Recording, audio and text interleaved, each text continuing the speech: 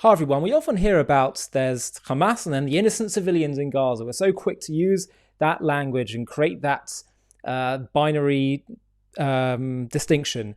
And I think we need to unpack it a little bit because according to polling, the majority of Palestinians in Gaza and in Judea and Samaria, or the West Bank as it's known, are supportive of Hamas and what Hamas did on October 7th. And therefore, when we talk about being complicit, I don't think it's entirely black and white. I mean, is, let's say, a woman who's cooking meals for terrorists to help them, are they complicit?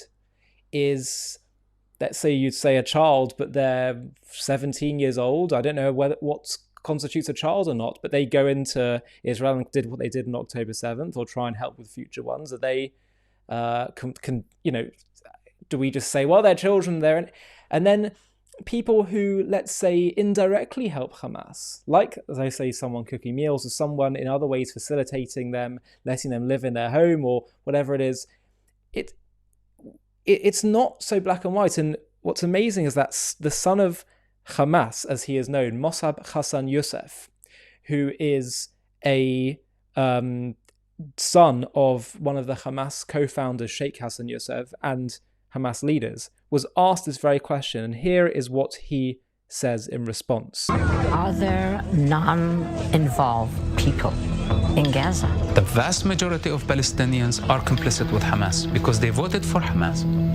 They protect Hamas, and most importantly, they failed their moral responsibility to condemn Hamas. The least you could do. See, he's been very clear about this. Now, what level of complicity there is, well, that's a subject for discussion. But we have to realize that there is this notion that it's just the Hamas fighters and then all the rest of innocent civilians. It's not that straightforward. Yes, there are going to be some innocent people caught up in this, of course. There will be people just like him. And by the way, we hope there will be many more people like Mosab who, through education and through listening to their conscience, will change their ways.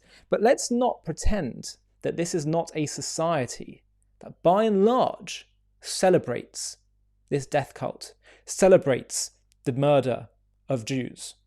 We saw video footage. You had these celebrations across Gaza and even Judea and Samaria, the West Bank.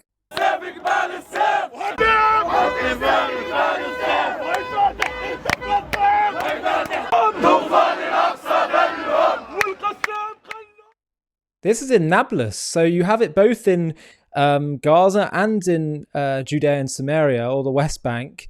And there was even footage of people in Gaza watching the October 7th attacks. They projected them onto a screen in a public area, and you saw hundreds or even thousands of Palestinians celebrating this evil. And so whether it's a comfortable truth or not, we have to say it. That this is a society that is sick to its very core. That I'm not talking about every single individual, but yes, as a broad society, there is a widespread culture of death where they're happy to have in shops selling Mein Kampf and the Protocols of the El Design, even a shop there in Gaza called Hitler too. No issue with that. It runs rife. Watch the media that they're watching, the kids' programs where they celebrate death and slaughter. And the whole thing is a tragedy, and the whole thing needs some serious thinking about how the issue is dealt with. I'm Ollie Annisfeld, and you're watching JTV.